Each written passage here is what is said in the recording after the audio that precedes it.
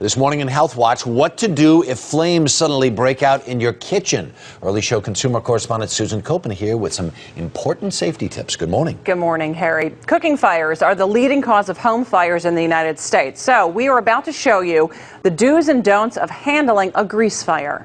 In just minutes, an entire house can go up in flames. And most of those fires start right here, the kitchen. Cooking fires cause more than 480 fire deaths each year and nearly $900 million in property damage. Grease fires that get out of control are one of the main culprits. To see firsthand just how out of control they can get, we went to the State Farm Building Technology Research Lab outside of Chicago.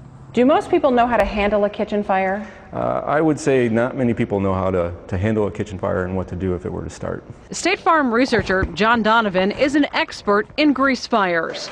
With firefighters standing by, he helped us set a pan on fire to show us what not to do in a kitchen fire. You might think water is the best defense, but not when it comes to a grease fire. Just watch what happens when John throws a small cup of water on the pan.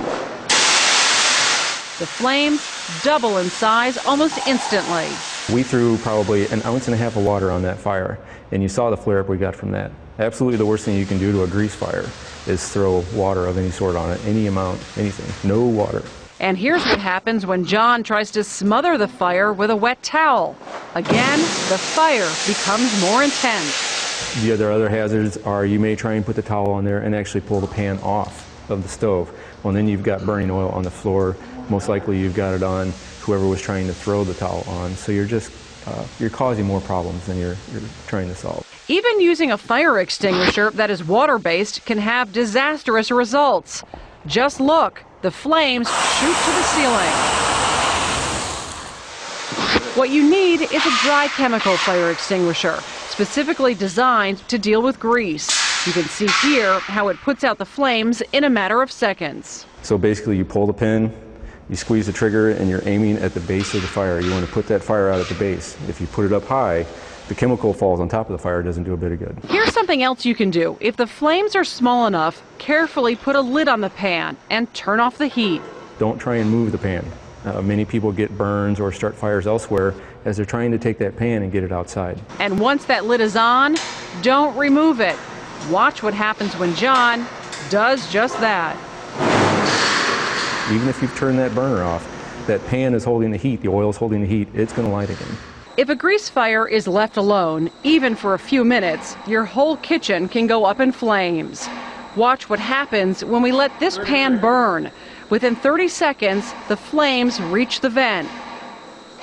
At 1 minute, the cabinets are on fire.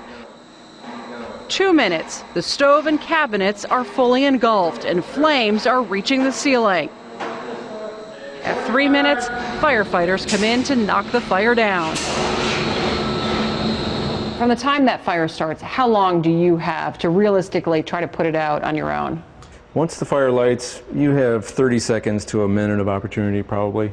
30 seconds, you have a small flame, probably about this high. But after a minute, you're starting to get flames up almost as high as the cabinet. At 2 minutes, we've started to engulf the cabinets, so it's way beyond at that point. So realistically, if you can get it within the first 30 seconds, say you were standing in the room when it happened, you could probably get a lid on it and put it out. And if you do have a fire in your home, in the kitchen or anywhere in the home, make sure you call 911 before you really try to handle things on your own so it doesn't get out of control. But the thing is, with the lid, though, was amazing. Put the lid on there, you go, look at the lid. Keep that lid on there if you're going to put the lid on. All right, here are standard fire extinguishers. Okay, so something you should have in your home, in the kitchen, nearby, fire extinguisher. So if you're going to have something small like this is a traditional fire extinguisher.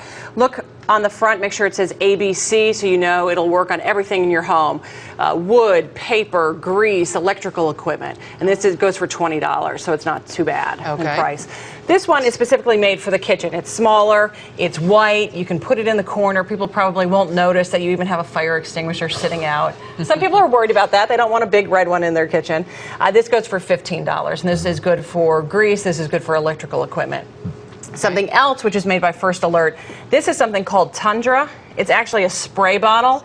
A lot of people are really intimidated by pulling the pin and trying to figure out how to use a fire extinguisher. $15, all you do is spray it So yes, for grease fires. Yes, you can use this on wood, grease fires, electrical equipment. You got it. Thank you. You may have one. Thank Lovely you. parting gifts. Susan Copeland, thanks so much.